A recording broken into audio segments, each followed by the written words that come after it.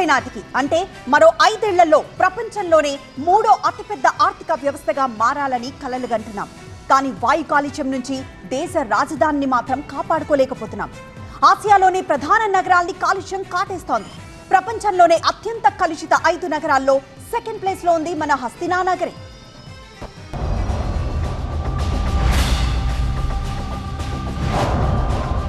Kathmandu top.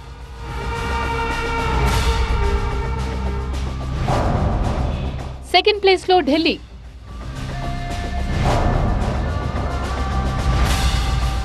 కమ్ముకున్న కాలుష్య మేఘం.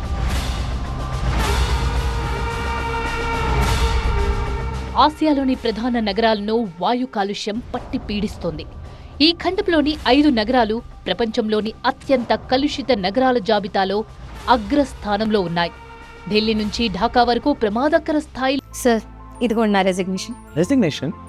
ఎందుకు? నేనే జాబ్స్ ని క్రియేట్ చేసి బాస్ అవ్వాలనుకుంటున్నాను. ఎలా? బాస్ వాలా బీ ద బాస్. లో ఎయిర్ క్వాలిటీ ఇండెక్స్ ఉంది. నేపాల్ రాజధాని ఖాట్మండు ప్రపంచంలోనే అత్యంత వాయు కాలుష్య నగరంగా ఉంది. అక్కడ AQI 262కు చేరడం అత్యంత అనారోగ్యకరమైన సూచిక. దట్టమైన పొగమేఘం ఖాట్మండును కప్పేసింది.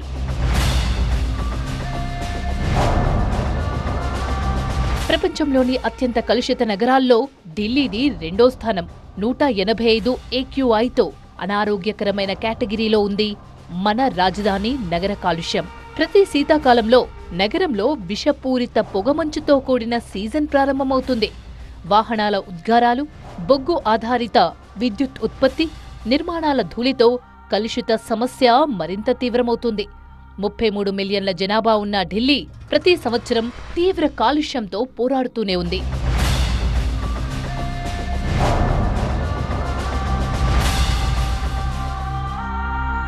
ఎయిర్ క్వాలిటీ ఇండెక్స్ 172గా ఉన్న వియత్నాం రాజధాని హనోయ్ అత్యంత కాలుష్య నగరాల్లో 3వ స్థానంలో ఉంది. ఇక్కడ PM 2.5 స్థాయి క్యూబిక్ మీటర్కు 266 మైక్రోగ్రాములకు చేరుకుంది. ఇది ప్రపంచంలోనే అత్యధికం. భారీ ట్రాఫిక్, పారిశ్రామిక ఉద్గారాలు, చెత్త దహనంతో ఎదురవుతున్న కాలుష్యాన్ని తగ్గించేందుకు అక్కడి ప్రభుత్వం ఎలక్ట్రిక్ వాహనాలను ప్రోత్సహిస్తోంది. బంగ్లాదేశ్ రాజధాని ఢాకా 171 AQIతో ప్రపంచ కాలుష్య నగరాల్లో 4వ స్థానంలో నిలిచింది.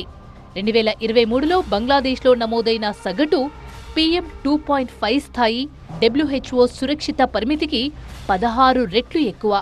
ఢాకా వాయు కాలుష్యం ప్రజల ఆరోగ్యాలకు, మరీ ముఖ్యంగా పిల్లలు, వృద్ధులకు తీవ్ర ముప్పుగా మారింది. ఇండోనేషియాలోని మెడాన్ నగరం 167 ఎయిర్ క్వాలిటీ ఇండెక్స్తో వాయు కాలుష్యంలో 5వ స్థానాన్ని ఆక్రమించింది. రాజధాని జకార్తా పోయినేడాది 175 AQIతో ప్రపంచంలోనే అత్యధిక వాయు కాలుష్య నగరాల్లో టాప్లో నిలిచింది.